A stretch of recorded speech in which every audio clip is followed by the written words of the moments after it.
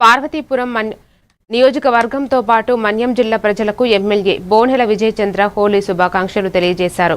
పార్వతీపురంలోని Telugu Desam party కార్యాలయం నుండి party నాయకులు, కార్యకర్తలు, యువకులతో కలిసి పట్టణంలో పర్యటించి ప్రజలకు హోలీ శుభాకాంక్షలు తెలియజేశారు. అలాగే కలెక్టర్ కార్యాలయానికి వెళ్లి కలెక్టర్ ఆఫీస్ సిబ్బంది, ఎస్పీ కార్యాలయంలో ఎస్పీకి, సిబ్బందికి హోలీ శుభాకాంక్షలు తెలియజేశారు. ఈ సందర్భంగా ఆయన మాట్లాడుతూ భారతీయ పండుగల్లో హోలీ కూడా ఒకటని, మన పండుగలను ఎప్పుడూ మరచిపోకూడదని పేర్కొన్నారు. మన సంస్కృతి సాంప్రదాయాలను కాపాడుకోవాల్సి ఉందన్నారు. ఈ కార్యక్రమంలో టీడీపీ నాయకులు, కార్యకర్తలు, యువత పాల్గొన్నారు. హోలీ ఒక ప్రాధాన్యత గల పండుగ.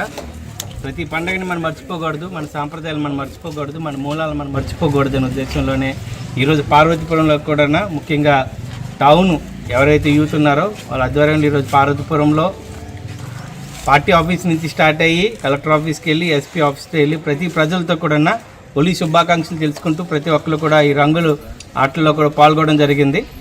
సో ఈరోజు పాల్గొన్న ప్రతి ఒక్కరికి కూడా పేరు పేరు నమస్కారాలు. అలాగే మన ముఖ్యంగా పార్వతీపురం నియోజకవర్గం, మన్యం జిల్లా, ఆంధ్రప్రదేశ్ ప్రజలందరికీ కూడా